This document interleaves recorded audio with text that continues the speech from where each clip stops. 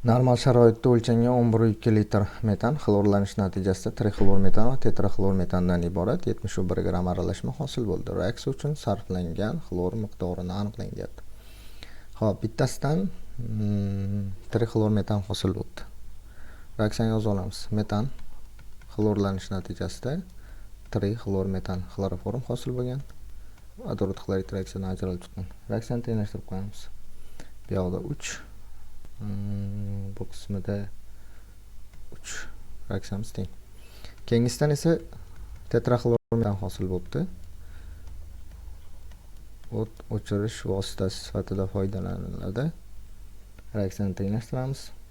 Tor mana bu qismiga ham tor koeffitsient qo'yamiz, reaksiyamiz teng. 11,2 litr metan berib qo'ygan, jami bu 0,5 molni tashkil qiladi. Bittasini x, keyingisini y oladigan bo'lsam, sarflangan xlor miqdorini aniqlang deyapti. Bu 3x, bu esa 4y ni tashkil qiladi.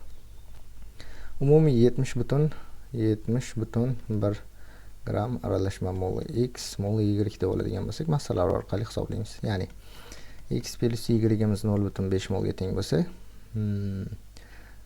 xloroform massasini hisoblasak 119,5 x plus tetraxlor metan massasini hisoblasak 154 y imiz teng bo'ladi 70,1 ga. Sistemani ishlaymiz.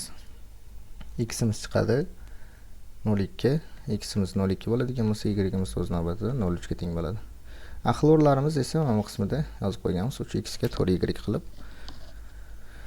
Xo'p, 3x plus 4y sarflangan xlor miqdorini molda aniqlang deyapti. Shuni aniqlab qo'yamiz. X imiz 0,2 bo'lsa, 3x imiz 0,6 ga teng bo'ladi. Plus y imiz 0,3 bo'lsa, 4y imiz 1,2 ga teng bo'ladi. Yig'indisi esa 1,8 molni tashkil qiladi. Javobimiz D varianti.